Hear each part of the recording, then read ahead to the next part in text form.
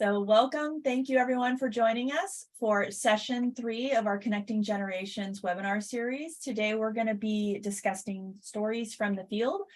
We're actually going to do a deeper dive than we have in the past and have some dialogue and discussions related to a few hypotheticals that those of us that volunteered to facilitate the discussions have experienced in our own careers or similar projects. They're loosely based, not that loosely based, on actual cases as well as experiences we've all had in this field so that we can have a dialogue. Don't worry, we will share those with everyone and put them in the chat box for folks to cover. I want to do quick introductions of our facilitators for today, as well as if folks can just put in the chat box name, where you're joining us from, what you're hoping to get out of today's session. Just put that in the chat box, be great. And I'll start in terms of introductions. My name is Stephanie Lucero. I'm the coordinator for the Native American Alaska Native Service Area, and I have been at the Udall Foundation's National Center for Environmental Conflict Resolution since 2018. Joining me today are my colleagues. I'll turn it over to Lauren for introductions. Hello, everyone. My name is Lauren Cordova. I work with Stephanie and Ben at the National Center for Environmental Conflict Resolution. I've been there for just over a year. I'm actually working in a dual role there. So I work for the National Center, but then I also work on our congressional internship program on the education program side of the house. So I'm really excited to be here today and excited to see how this goes. I'm looking forward to these hypotheticals, and I'll let Ben introduce himself as well. Hey there, as Lauren just mentioned, work with Lauren and Stephanie at the National Center. I'm a senior program associate here. And yeah, I'll be happy to be supporting the session today. Any technical issues or anything like that, just feel free to reach out to me in the chat.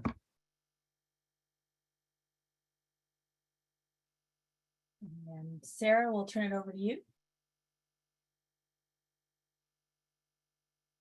Hi, Sarah Palmer. I work in the Office of Collaborative Action and Dispute Resolution. We go by the acronym CATER at Department of the Interior. And I'll share a little bit more in a minute, but I'm going to turn it over to my colleague next, Kaylee. Hi, everyone. I'm Kaylee Kornhauser, and I also work at the Office of Collaborative Action and Dispute Resolution in the Department of the Interior. And I will share some more in a bit with Sarah. So turn it back to you, Stephanie. Thanks. Thanks, everyone. And then I did notice we have a phone number. So if the 202 phone number is connected to anyone virtually as well, if you have an online identity as well as the phone number, please let Ben know and we'll merge those so we can make sure that your picture and your audio are in the same breakout room. So with that, I do want to just get started. It looks like we have some folks joining us and folks introducing themselves on the line. This is great. I'm looking forward to today because this is kind of the meat of what we're hoping to accomplish in our COPs moving forward, is getting a chance to connect with everyone, share some stories from what we've been doing, learn some new things from each other, and really creating that type of relationship we'd like to see thrive within our field and incorporating Indigenous perspectives in a more robust way. So with that, I'm going to just jump straight in and share the slides with some of the hypotheticals so we can get talking. As is common, we always want to just remind folks that are joining us online, and maybe this is the first time they've looked at any of these, about who we are. So we've already introduced ourselves at the Native American Alaska Native Service Area. I appreciate everybody entering in your contact information or information into the chat, and what you're bringing to today's discussion, whether it's years of experience, an interest in the field, a passion for these discussions. I know many of you already introduced yourselves, but also let us know what you're bringing to today's discussion to embrace kind of this discussion of sharing and getting to know each other. As we mentioned, we are part of the Udall Foundation. We are an independent executive branch agency. We are a federal agency. We do a lot of work in the federal sphere, and a lot of what we'll be discussing today is those experiences working with tribes in federal processes. And but not to say that there isn't other great work happening in other spheres, more localized state. And if you have those experiences, please bring them in to the discussions. This is just a list of all of our programs. As Lauren mentioned, Lauren has a great dual role working both with the National Center and our education program. But we'll just focus on the National Center today. Our mission is to address environmental disputes and conflicts. And part of that is really making sure that we give a space for all of the different perspectives, and we create processes that include those. And as we've discussed over the last 3 sessions, including today, how we incorporate those different perspectives and really honor the Udall Foundation's commitment to tribal self-determination. How we do ECCR in Indian country has its own nuance because of the government-to-government relationship, the complexities of Indigenous life and perspectives. And so we really wanted to bring that into today's discussion from our stories from the field. So with that, here's our first hypothetical. So this is, like I said, all of the hypotheticals are based on our own experiences as well as projects that we know have happened or will continue to happen. And so this is a hypothetical fisheries project where there is a tribe and a federal agency operating fish hatcheries along a river to address fish populations along the local waterways. Co-stewardship of these hatcheries is coordinated by a settlement agreement between the tribe and the lead federal agencies. There are issues arising out of water levels, as we've all been seeing and experiencing in the news. There's issues with respect to water temperature and how many fish are taken as part of the current fisheries operations. There's changed circumstances associated with the original agreement in terms of water temperature, water levels, and fish population levels. And the parties do not agree on the cause of the changed circumstances, and thus how the science and the best practices will be applied to the terms of the agreement and how they should proceed forward, because the current agreement just is not incorporating to all of the parties' perspectives those changed circumstances. So we're going to plop this in the chat box so you don't have to see the hypothetical the whole time. And yes, these are loosely based on real events and actual facts, but I think some of you can probably, those of us that have done this for a while, we can see many of the different projects and nuances. So we do encourage you to take those different perspectives and experiences in your responses today. So I'm just going to stop sharing really quickly. We'll plug that into the chat box. And while all of us can share our stories from the field, those of us that introduced ourselves, I want to first start by reaching out to our participants in terms of what you see in this hypothetical. So before we get into our stories from the field, I'm going to reach out and ask what grabs you on these hypotheticals, and really thinking for those in our audience that do come from an Indigenous perspective, what's the first thing that strikes you as a potential issue or consideration in working with tribes in this field? So raise your hand, plop it in chat. Welcome everybody to kind of share before we get started.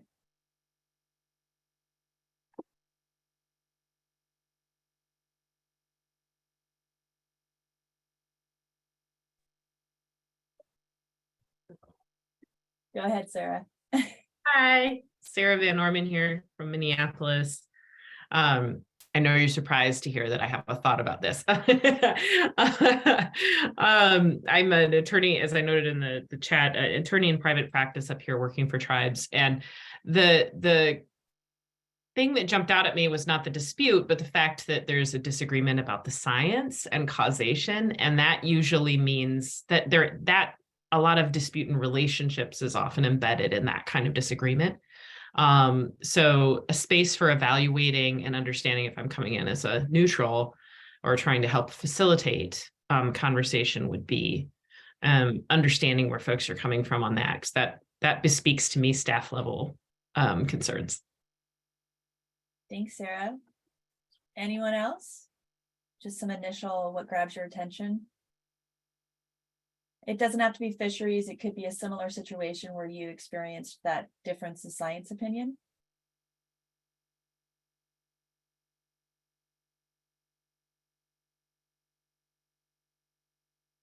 All right. Well, I am encouraging everybody to join in, but I'll turn to some of our co-facilitators and other team if you have some thoughts. What struck you particularly in terms of issues on this, either building on what Sarah shared? Yeah, so the other Sarah, following Sarah Van Norman. Hey, so just to reiterate what Sarah mentioned, that stands out. And we've seen this play out on co-management agreements as well, but the underlying issue around relationships, roles and responsibilities, how are co-stewardship or co-management agreements implemented? What does decision-making look like in those things? So that piece really stood out and as a thread that needs to be considered first as one of the key things. The other thing that stood out for me was the phrase co-stewardship. The joint secretarial order that was issued in November of 22 for USDA as well as Department of Interior, directing our agencies to do co-stewardship is on everybody's minds and front and center. So, and I'll share some resources in the chat or afterwards about co-stewardship and how Interior defines co-stewardship, which is distinct from how the department defines co-management. So that was one thing that also stood out for me. And Kaylee, I don't know if you had other thoughts that came up for you. Sure. Getting back to Sarah's first point about really that disagreement about the science standing up, thinking about ways that, they might go about, both parties go about like a joint fact-finding process. So that's kind of getting into like a process solution. We could talk about that a little more. Another thing that stood out just about keeping it to the facts of the case, like the idea that there is a settlement agreement. So what does that require from both parties? And it also raises a little red flag for me that there's likely a history of conflict between the parties if there's a settlement agreement. So thinking about that. And I kind of jumped ahead getting into some process solutions, Sarah, so apologies. I think some other things that stand out over and above maybe process is really if a neutral is being asked or invited to assist the group with these issues, is really seeking an understanding of the connection of these fish that are in the hatchery, but also the river and the tribe. What is the relationship and the thread that's important there? And coming into it with a mindset that that's not an hour or two interrogation, but really the investment of time to understand and appreciate the nuance that's important for the tribe in this hypothetical. I want to see if anybody else had some additional thoughts. But one item I think is important, and I think you covered this, Sarah, but I wanted to put a finer tip on it, is how people come together to talk about those issues. How are we bringing them together? Who are we bringing together? What is the dynamics going to be in terms of bringing traditional knowledge holders into the room with, other science-based folks? Like, are they going to be able to have respectful conversations? Is there going to be an understanding of how those different concepts come to bear, as well as what are those different concepts? So that, I think you were covering that, but that was one thing that has always struck me with this hypothetical. Amanda, can you unmute? I wanted to see, it looks like you wanted to share something.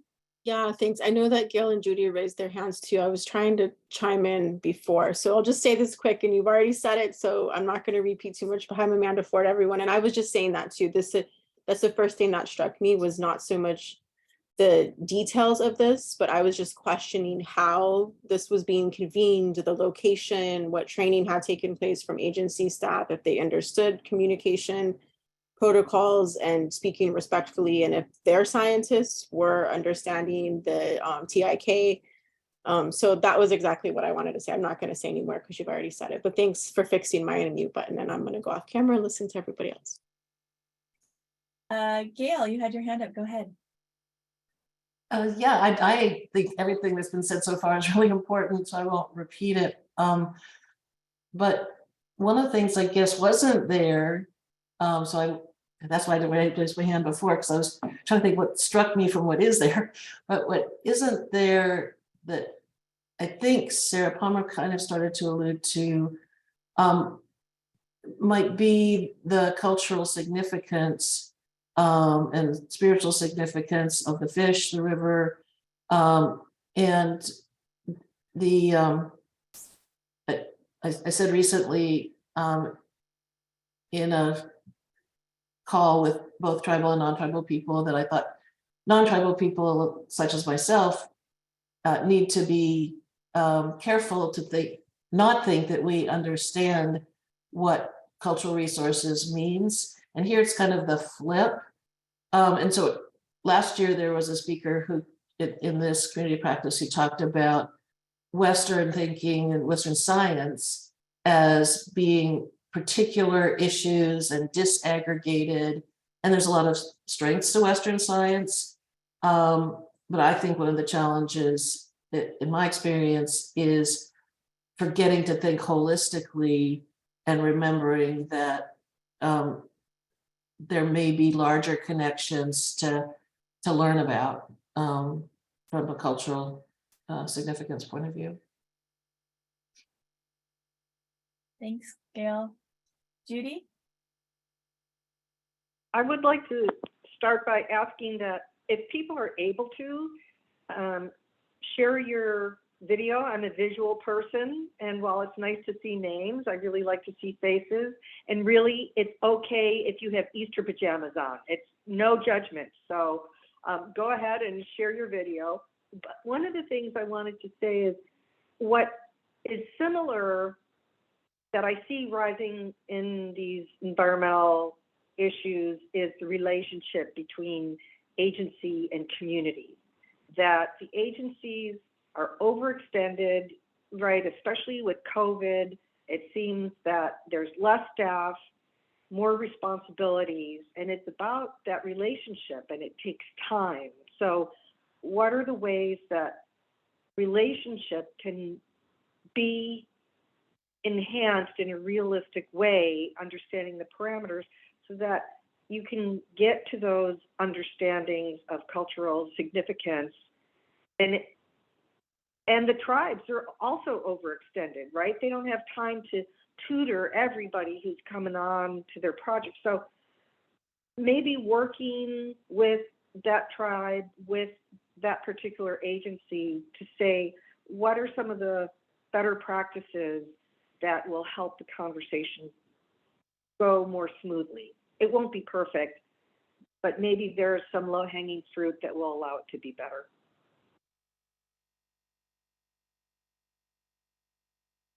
Facilitator's prerogative.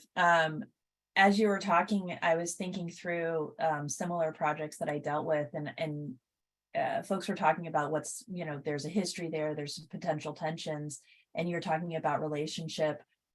A couple things struck me on this is, one, we don't know what the existing relationship was in developing that agreement. We don't know if there's like treaty issues at play. There could be issues internally, both from the federal agency as well as the tribe, in terms of differing opinions, in terms, we were very vague, right? Like in this hypothetical, there could be differing opinions between tribal representatives in terms of causes and the best way to approach science and incorporation of ITEK. And there might be disagreements in terms of the federal agency side and what that looks like. And then when we were talking about relationship, we focus a lot in these discussions on the relationship between the federal agency and the tribe. But I think what some of the COP we've done to date, and I think as the federal government writ large and others become more aware of Indigenous traditional ecological knowledge, we can't forget the relationship the tribe has to those fish or that that water. They may not, but they might. That's usually something we have to be cognizant of. So in thinking through that makes me think through and process, what are seasonal considerations for when we get together? What do we need to look like? What does that look like? Are there issues with ceremony? Are there specific individuals, if we're going to bring Indigenous traditional ecological knowledge, that we want at the table? So those were just some other things that this conversation was making me think about as well. And I'm going to go out of order just because Lauren hasn't had a chance to touch base, and I wanted to do Lauren, then Sarah, and Amanda. Lauren? Yeah, and then just one other thing. I'm actually not sure if someone already touched on this, but one thing that struck me was that there could be like intertribal conflict or concerns that might come into play, especially if there are multiple tribes that are using these waters and that are concerned with the health of the fish population for sustenance or for subsistence fishing or for other reasons. And I think it's important, and I know the National Center has dealt with this, not my personal experience, but other practitioners within our organization have dealt with trying to navigate those type of conflicts. So for sure, like taking that into consideration would be important as well. Thanks, Lauren. Sarah? Thanks, Stephanie. One thing, just kind of building on Judy, what you were mentioning about relationships is, I think often for federal agencies, there's a tendency for any variety of reasons to come into an engagement with a tribe or tribes with a very kind of objective or outcome oriented lens, and it makes it feel much more transactional, like we're going to build a relationship just so we can get through our agenda or get to our outcome.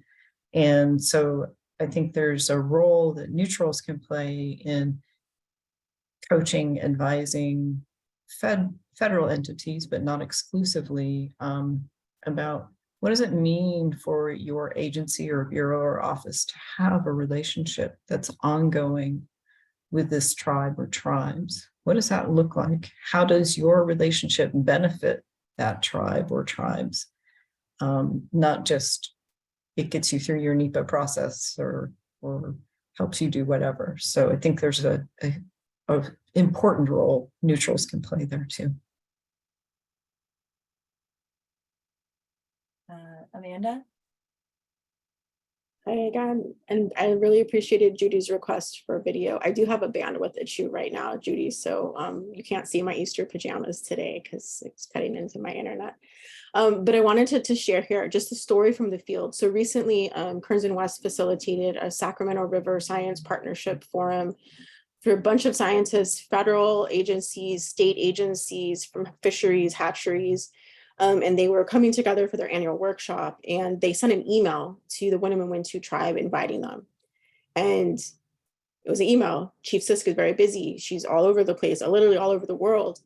And so they were like, oh, we emailed her. And I'm just going to share here for a second, like, this is the situation. And I know her personally. I've worked with her before. So I reached out to her through text and I'm like, hey, do you want to come? This is it. It's in Reading. It's right in your backyard. She was like, yes. We had 10 tribal folks there because of relationships, right? And we let her, we invited her. You can go first, opening comments, like you have all the time. We scripted her for 5. She spoke for 40. It was great. Her daughter spoke, people came, and the whole day shifted because we had the representation there. I also want to share the videos that were shared in the workshop from the fish hatchery were violent. We had the women who were from Winnemem Wintu, they started crying. They had trauma responses to how the hatcheries were handling these fish.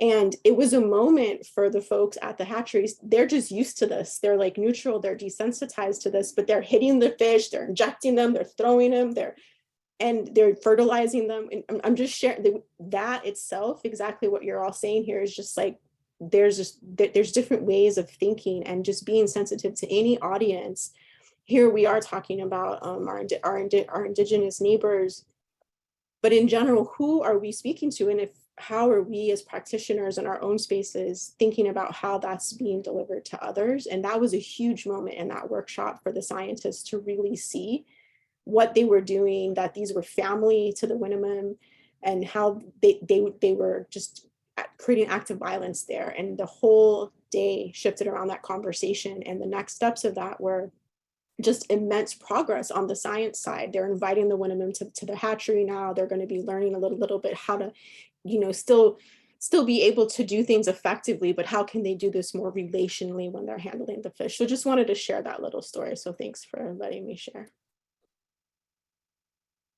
Thank you, Amanda.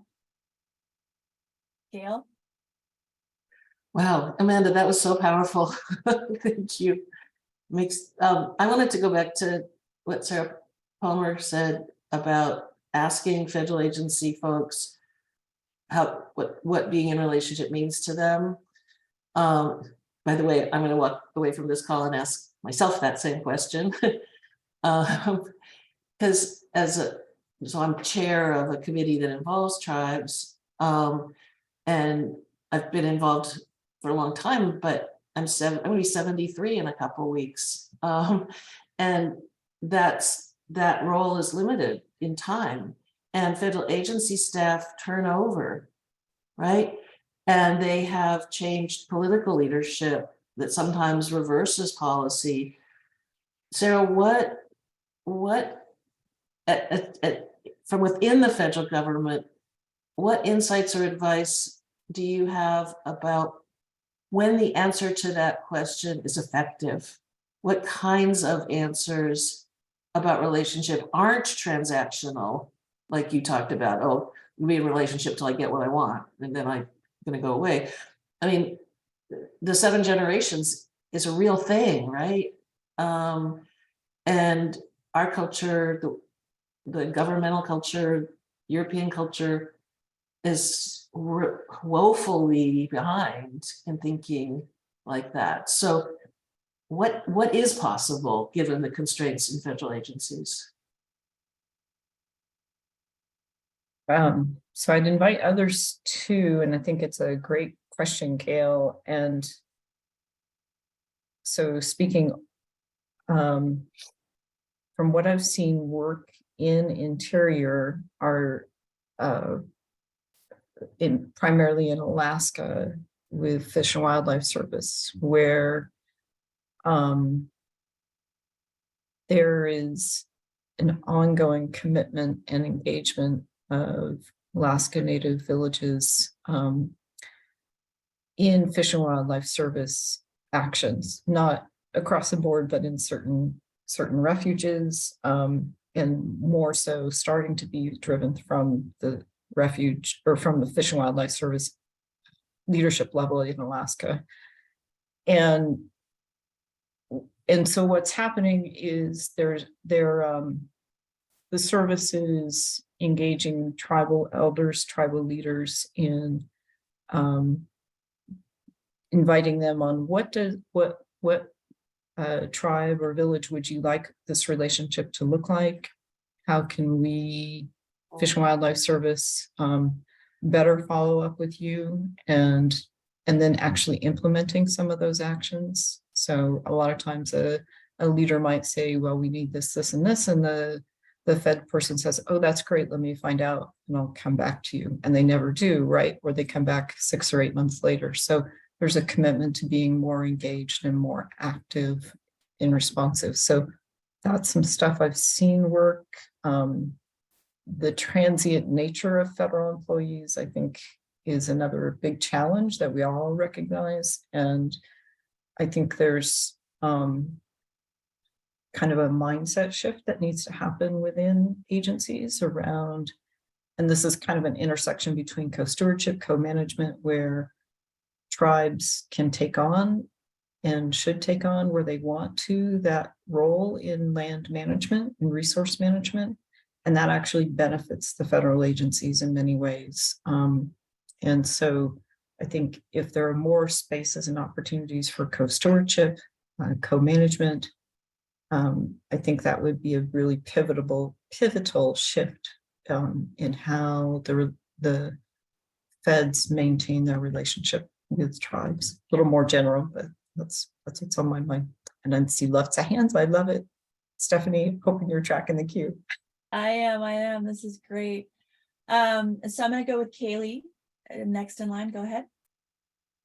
Thanks, Stephanie. Gail, I really appreciate your question, and I'm gonna take off my Cater DOI hat and go back a couple positions. I was facilitating with the Forest Service for a long time, and that in that experience, I facilitated community groups that worked with the Forest Service, and tribes participated in those groups, and often what I saw as a success was that those groups took a really long time scale approach. So they didn't just engage on a NEPA process with the tribe. So the Forest Service wasn't just coming and saying, hey, would you like to consult with G to G on this project?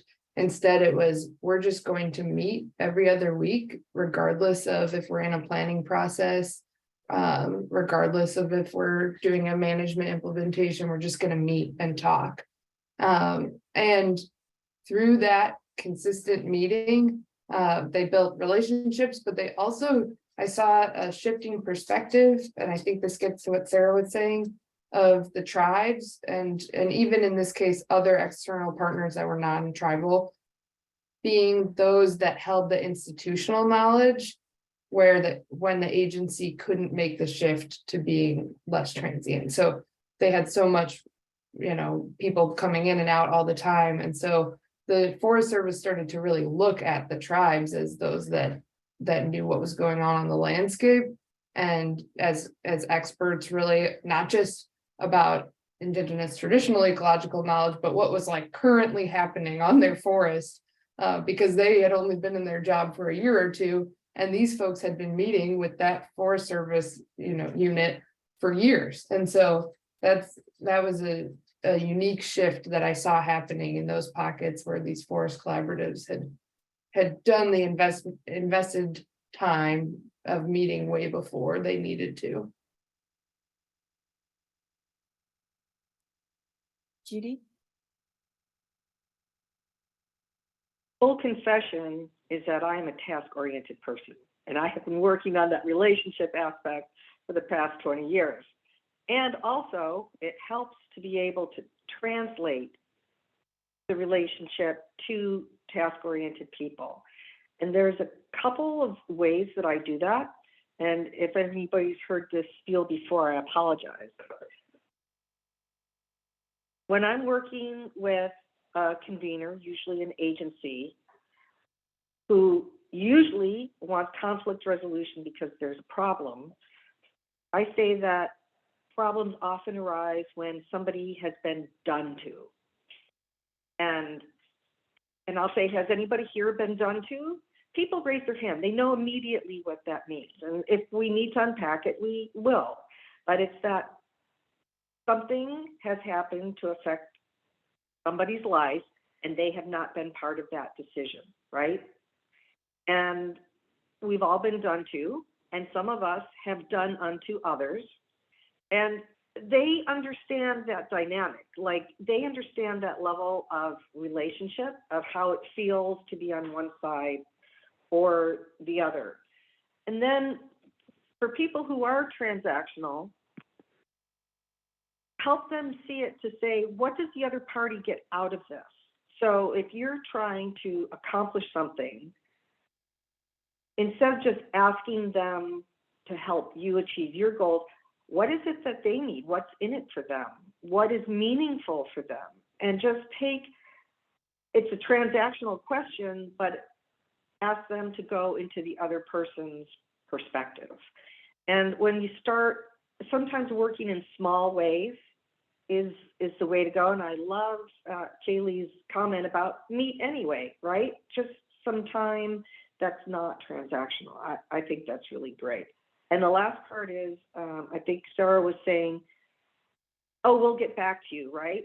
a lot of times a big part of our role is to be the project manager. What happened with that action item?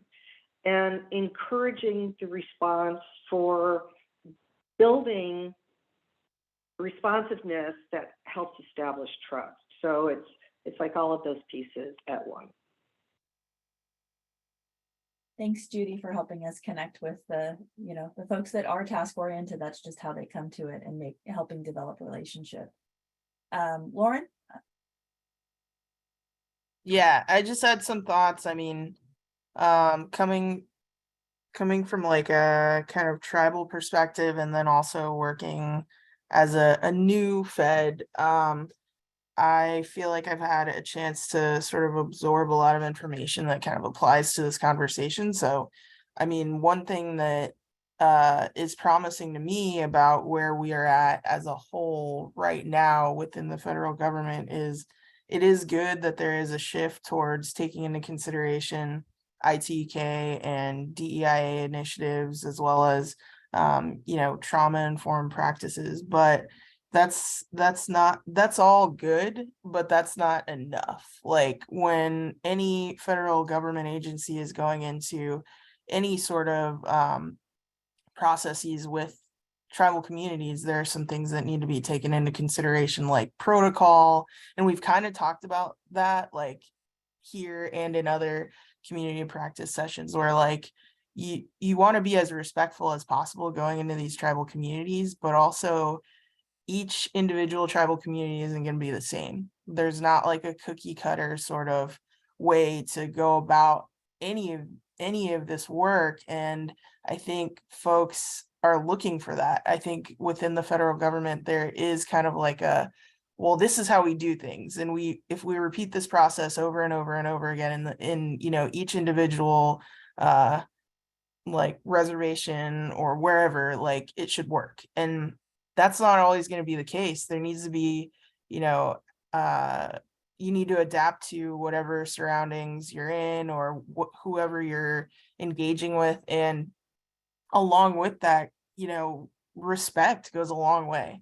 I mean, some folks who are in positions of leadership in Indian country right now, they are fulfilling almost like this legacy of leadership. So maybe their grandparents were involved in tribal government. Maybe their great grandparents were involved in tribal government.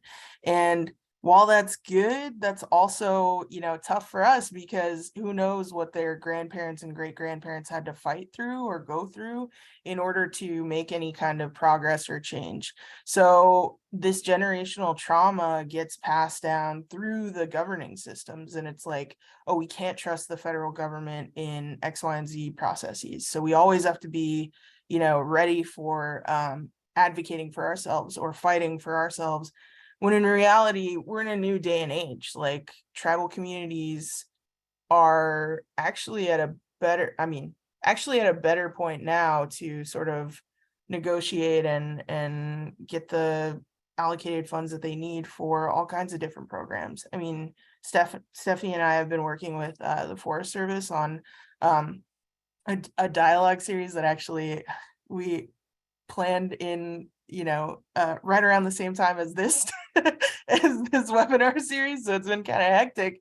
But one thing that I was struck by with the Forest Service is that they are actually taking all of these things into consideration, and it's almost like a new day for them. Like, they do want to hear from tribal communities about ITK. They do want to take into consideration traditional knowledge, but also like almost use it in as an alternative to like formal education in some spaces. And that's cool.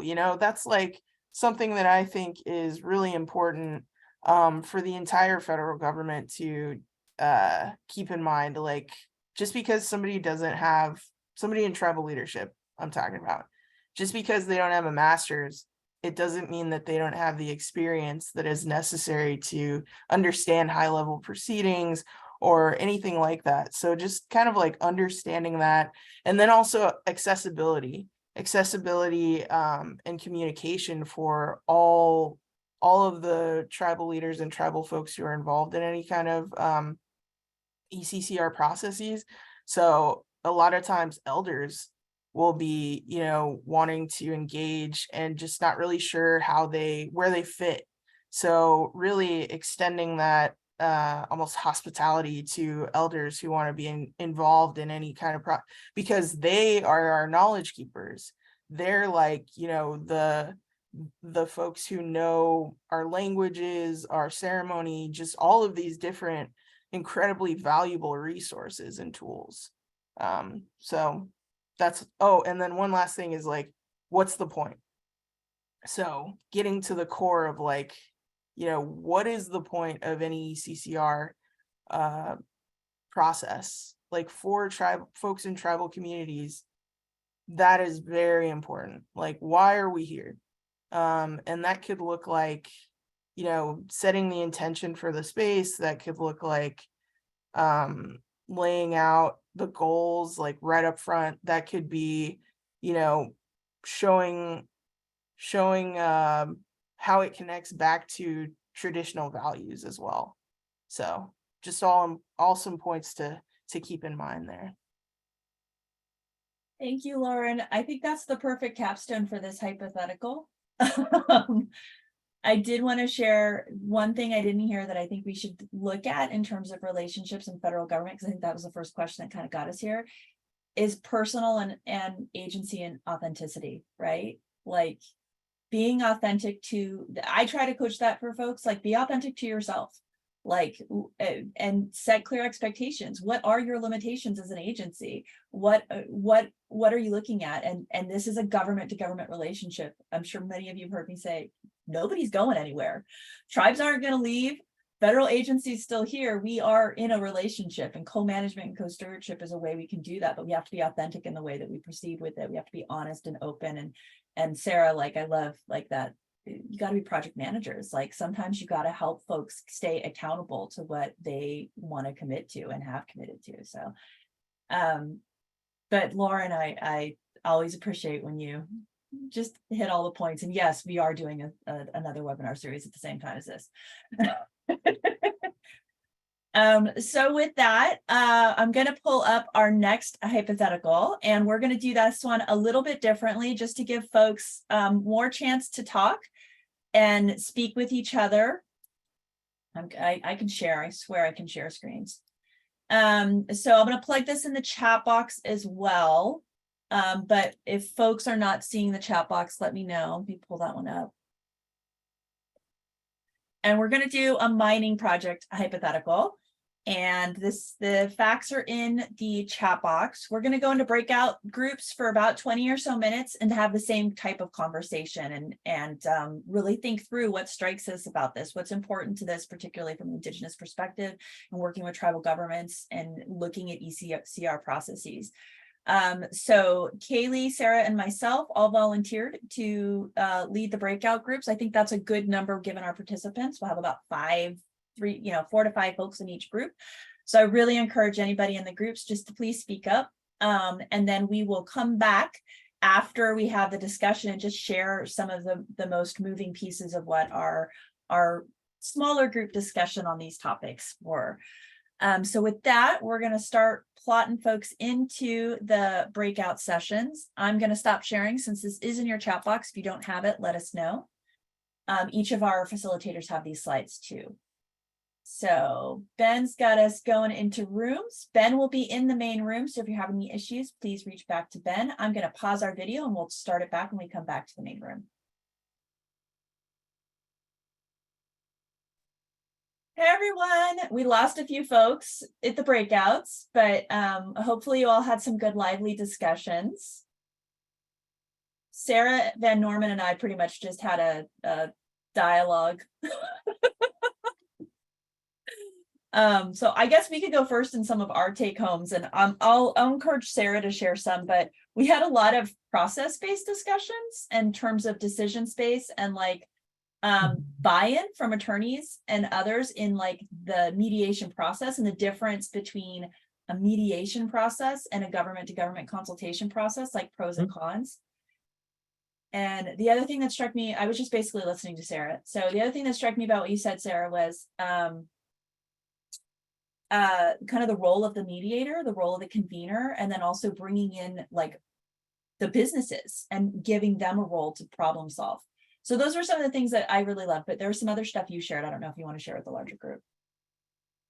Well, thank you for nice words. And also, yeah, I can certainly go on about this is one of the issues I'm passionate about and trying to figure out how can ADR exist in both a business and non-business setting in Indian country in a way that's really meaningful, sometimes housed with tribal courts, sometimes as an independent setting. You know, I mean, there's just and we didn't get into all of this, but, you know, there's just a lot of bad experiences with arbitration that I hear about just every day, you know, and it is potentially, I think, a really amazing tool for tribes and tribal courts and others to consider, as is mediation, as is peacemaking, as is all these things that really collapse when they're being done well, frankly, you know, that are all part of the same idea. On the point about, you know, what are the contacts we have, and when we know that on the tribal side, we're going to have a problem, or we suspect we will, which we come into a lot of processes and permit proceedings and consultations, understanding, not believing, not thinking maybe, but understanding that there will be an issue because of who's on the other side of the table, and because of the nature of, you know, some of the issues being political, some of them being practical. You know, how do we then meet? How do we consult with each other? How do we do these important things? How does staff talk to staff? I mean, frankly, those are probably the most important relationships. Oftentimes, you know, to technical people on each side talking to each other, and they can sometimes speak more frankly than anyone else gets in the room. You know, it's really different. Like a consultation, of course, is not facilitated. Oftentimes it's really important not to have a lot of other people besides leadership on both sides in the room. That's really different than a working meeting. That's really different than, you know, some kind of regional update, you know, it's just these big groups that we often end up in with different federal agencies. And I mean, missing all along there is a convener, a connection. So, we're low on time. I'm going to shush. Anyway, so talking about those kinds of issues. We had a really good conversation. Kaylee, do you want to share some of the big topics that came out of yours? Yeah, we had a great conversation, Judy, Amanda, Rob, and I, and I'll just cover some highlights. One of the things that came up early was that agency processes don't always allow for some of the intergroup disagreement amongst tribal members in that government to government process, and that's a real challenge. And we talked about, you know, some of the ways to approach that, and that there's a lot of historical reasons for intergroup dissension. This came from Judy, that the act, you know, different historical laws such as the Indian Reorganization Act have in some ways purposefully caused intergroup dissension that is very challenging now in present day to deal with. We also talked about the idea of using a design team or a team to design a process, and really thinking about like cultural differences that are important to consider. One example was that I love that Judy brought up was a lot of times we talk about a ground rule in a meeting being that one person speaks at a time, but that in some cultures that might be off-putting. That's really a Western idea that we would wait for one person to finish speaking before we start. And so using a group that's going to be part of the process to design the process is really important. And then we talked a lot about historical trauma that needs to be unpacked. So in places like California and Washington, where there's a deep history of mining that's caused a lot of trauma, the first step is really going to be to have a restorative conversation before any policy or management discussions can happen. And that is not always congruent with the timelines of something like a NEPA process. And so you might need to kind of think outside the box about how to get to that restorative conversation outside of what would be like a formal process. And so anything I missed from my group? Oh, this was Rob here, and I wanted to put in the plug for Betsy and the TVW project that Betsy is given some spokes to. So I guess I'll turn it over to you and Betsy for that little plug. Thanks, Rob. It looks like is Betsy dropped off. Yeah, Yeah, it looks like Betsy dropped off. So maybe we can follow up on some of those. Sarah, did you want to do some highlights from your project, or maybe Betsy and Kaylee could put something in the chat on the project Rob is mentioning? Sure, and I'd invite Lauren and Lisa and Gail to chime in too, because we were all kind of taking notes and having this great conversation. But some things that haven't already been mentioned, we talked a bit about what the role of decision making is for the tribe and how that might shift power in decision in the process. Like, is a proponent a tribe? Is the proponent or applicant a third party that's non-tribal? And so that was also a consideration we talked about. And when we talked a little bit more about decision making, Lauren mentioned too that every tribe, it's different. And for example, in some tribes, there might be elders and spiritual advisors who are involved in a decision-making process or advising the tribal leaders in that process. And that can be either very obvious, or it might be something that's held closely within the tribe or pueblo. We talked a little bit too about the fact that there are multiple tribes mentioned in the example, and these differences in that might be at play across tribes. And also what role that TIPOs might have with multiple tribes, and identifying the cultural importance of this larger area, that might in itself be a larger conversation and more in a process that takes more time and deliberation across those TIPOs and cultural resource experts from the tribes to understand and convey how important the proposed area is. Other things, Lauren, Lisa, Gail? Those are the highlights I had. That's good. Yeah, I think you pretty much covered it, unless Lisa has anything. I think those are good highlights. Oh, the one thing that was a good learning for me, Sarah and then Lisa talked about it too, the policy in Department of Interior. Do you want to mention that, Sarah, just briefly for others? Sure. So I was sharing that the new government-to-government consultation policy for DOI, the umbrella policy under which each bureau has a policy underneath it, includes a consensus making model. And so, for example, the center tier of if a bureau is consulting with a tribe about an action on tribal lands, they have to have consensus before the agency will move forward. And then as you move out in graduated circles from that, it might be land exterior to the tribal boundaries, and it has important cultural or sacred connections to the tribe. So you have to still strive for consensus and work really hard to get it. But if you can't reach full consensus, you can move forward. So I can put that policy in the chat for the full group to share. It did come out, I think, in the fall of 22. So I'll put that in there. And I would just add the consultation policy for the department, the umbrella one, is actually a product in 2015. It's a product of consensus from tribes. The department convened tribal leaders from all the regions to collaboratively draft the umbrella policy. And that was done in 2015. And so that was the umbrella policy that was then tweaked in subsequent administrations, including this one. But that's how that policy originated.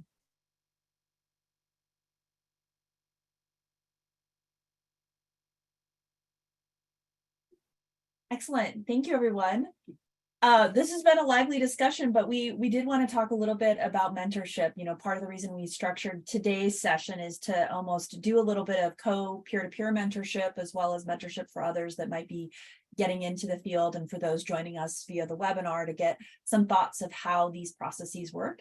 We're very short on time, so I'm going to actually have my colleagues launch a poll and see if those on the line would be interested, and we'll share it with the full COP. We're thinking it might be beneficial probably later in the fall, when Lauren and I are doing another webinar series at the same time, to have a more focused dialogue on mentorship specifically and some of the questions. And we'll put the poll in there. You can see if you want to. Hopefully it'll work. But some of the questions we really want to dig deeper into is, you know, what does mentorship look like? What are some of the primary pieces of mentorship we want to maintain, while also ensuring, you know, what are the obstacles for increased participation in the field, particularly for Indigenous practitioners? What do those practitioners need to excel in this field and have a space and support?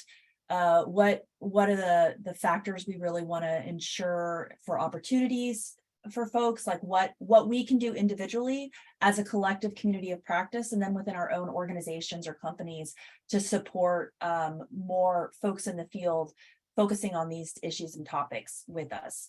So those are just some thoughts we had, and in the last 10 or so minutes we have, I'll just open it up if folks have some thoughts in terms of what they want to make sure we look at in terms of making a welcoming space in our own field for doing ECCR in Indian country. Kaylee? Yeah, I have a benefit here of having prepared ahead of time. So some of the things that come to mind for me, and something Sarah and I have been talking about in Cater in our office, is an approach to mentorship that recognizes that seasoned professionals and new colleagues both have unique perspectives to share. And so, you know, and I'm in the situation I think Lauren touched on earlier, of being like newer to this field, newer to an office.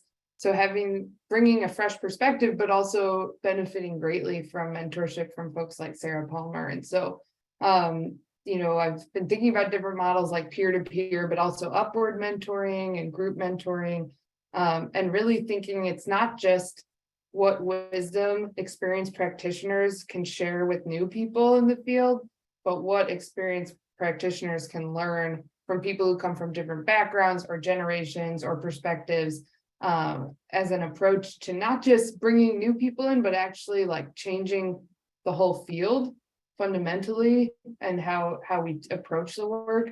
And so I don't know if it makes sense anymore. I see a bunch of hands go up. So to talk about our emerging practitioner program, maybe we save that for the fall, Stephanie, and let Judy and Rob and other folks talk. You can also share stuff via email. Sure. But Yeah. let's see if Judy wants to jump in real quick. You're on mute, Judy. You can't read my lips? What? Is that emerging practitioner, is that a Cater, a DOI, and National Center, all of the above? Okay. One of the things I was thinking earlier is in terms of agency capacity, oftentimes there are these management training systems where you've got temporary assignments and stuff. It would be interesting to see if there was an opportunity to build in a tribal component for that, and to managerial supervisory capacity agencies, and also that it could be a dual capacity, is that you would bring a tribal, somebody up and coming into the agency and have them work together. That's just something that occurred to me during these conversations. Thanks, Judy. Rob? Yes, I was at a meeting of, we have a National Association of State Archaeologists that have all the states and territories represented. Some are in Chippewa offices and others are not. I floated the idea that our association has a small amount of grant money. And I was kind of thinking about the idea of using the grant money to maybe partner with another organization like the National Tribal Historic Preservation Offices, or maybe you guys, if you have a national association, to kind of join some funds for a student internship in one of our associated kind of state archaeologists or SHPO offices and target it to tribal and traditionally underrepresented communities. So that's an idea I kind of put out there for the general membership. They're kind of mulling it over. We don't have a lot of cash, but the idea being maybe we could partner with another organization such as you or TIPOs, or maybe even a federal agency that wants to chip in to fund a student for an internship in one of our offices. Rob, I have something to add to that, but I want to give Gail some chance. Gail, go ahead. No, you can go ahead. You can finish. Do anything. I was just going to point out that the National Center is involved, and we're cooperating with a number of different ECCR field offices, groups. Sarah and Cater are also involved, instigated by CBI, Association for Conflict Resolution Specialists. I know Betsy Daniels from Triangle Associates is on there, but really looking to diversify the field. And obviously the National Center has an interest through our community of practice to really focusing on tribal and indigenous practitioners. And I think some of that includes looking at funding for internships. We haven't cracked the nut on who's going to fund the internships, so that I think we're all looking for that. But I think there's an opportunity to maybe partner with nonprofit organizations, SHPOs, TIPOs, those areas where tribal folks are doing this work in a very profound way. They're facilitating, they're capacity building, they're bringing people together, they're convening. So that might be an option for us to kind of expand our thought processes on how we expand the field. So I just wanted to throw that out there, Rob, because your idea kind of sparked that. And I know there's work that we're looking into there. So that was all I was going to jump in. Gail, go ahead. No, that's totally fine. I did a lot of work on mentorship and in the years past. The couple quick points. One is there are multiple different desired outcomes or goals, and it's really important. It is not that you have to choose one or another. I'm not saying that, but it's really important to be clear. So diversifying the field, enhancing skills is different than diversifying this field. Kaylee's idea was wonderful, changing the field, that having it contribute to the evolution of what this field is. Those are each different. So let's some focus on what our desired outcomes are and how the approach matters. And then Juliana Burkhoff and I developed a training program years ago. I don't even know if I still have it. I think I still have it, to train mentors, because from our point of view, mentorship is not advice giving. Mentorship is stepping back and supporting the person for whom the benefit is intended in the lead, and providing. It's like the trivial example that I don't like so much that we used was, it's like riding a bicycle. A parent does it, and it meant somebody who's learning in our field isn't a child, for sure. That's why I don't like the model, the metaphor, but doesn't get on a bike and show a child how to ride the bike, puts a child on the bike. So then that links to what you were just used the term internship, Stephanie, and was it Julie? Anyway, said Judy about providing opportunities for job, opportunities to, what do you call that? Details. I'm getting old. So anyway, just I want to elevate the notion that the person for whom this is a benefit needs to be at the center of this.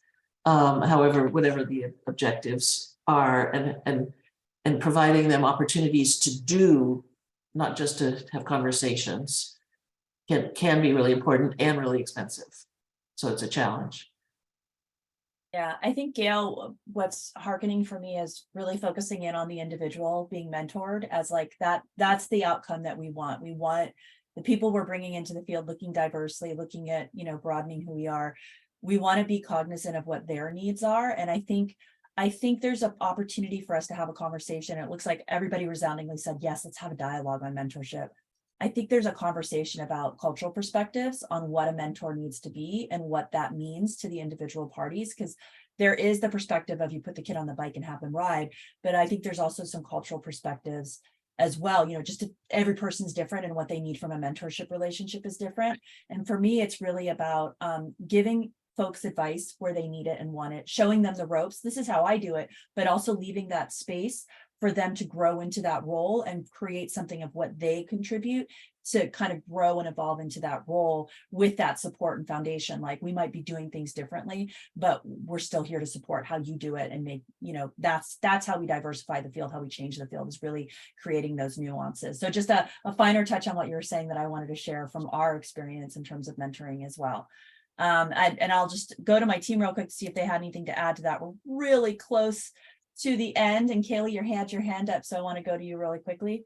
I just, to Gail's point of thinking about who is the target, what is the goal and who's the target, I do really want to encourage as we move forward, thinking not just that the mentee is the one, it's two-way, right? We have a lot to learn from the people that we're kind of framing as the mentee, right? Especially if they're from a tribal background.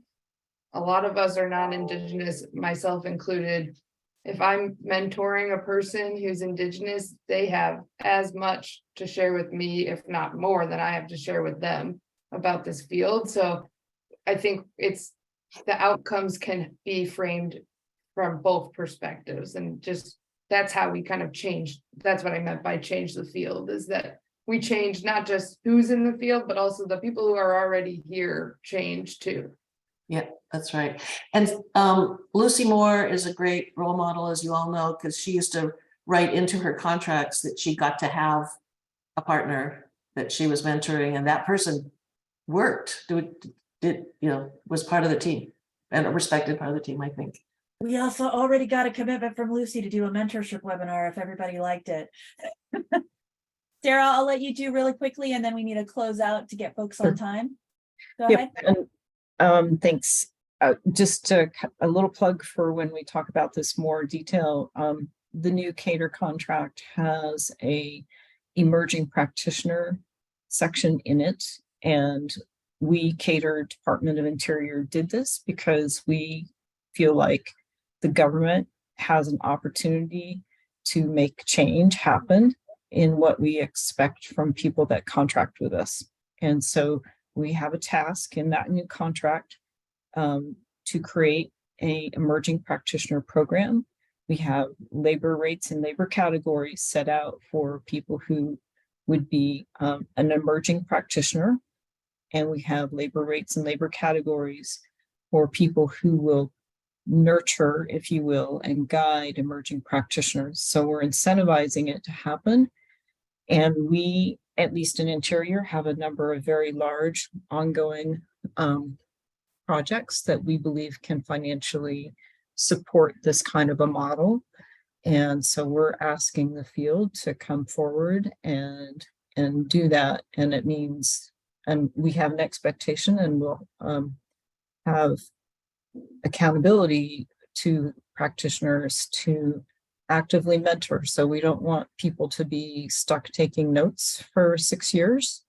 We want people to learn the process, contribute to the process, and lead processes. So we've got that progression built in there. So that we're super excited about it. We're also, I really encourage other agencies to think about how to problem solve this rather than to say, no, we can't do it, and no, we don't have any money, because I think we have power in other sources. So that's my soapbox. That's my passion. And thanks, Stephanie, for letting me harp. Absolutely. Thanks, Sarah, for joining us, and Kaylee, and everybody for joining us and sharing your stories and perspectives. Amanda, really appreciate you jumping in with some really direct examples you were able to share. We have one more session for our Connecting Generations for this year. It is going to be a little bit more of a panel. We're really focusing on creating that dialogue of connections between environmental conflict resolution and health, and really looking at that from a cultural, holistic standpoint when we talk about health. So we hope you all can join us. If you have suggestions on folks that you'd love to hear from, we're still finalizing those speakers. We'll have those soon. That's coming up in May. We'll send out the details to the listserv, as well as those of you that registered. These would be useless or unproductive and not nearly as entertaining if you all weren't here. So thank you for spending your time with us today. I hope you enjoyed the conversation in the space, and we'll continue these discussions. It sounds like we're gonna have a lively discussion on mentorship coming down the line after we finish the Connecting Generations webinar. So thank you, everyone, and have a wonderful day, a great weekend, and best to everyone. And thank you to you too, Stephanie. Thanks, Steph.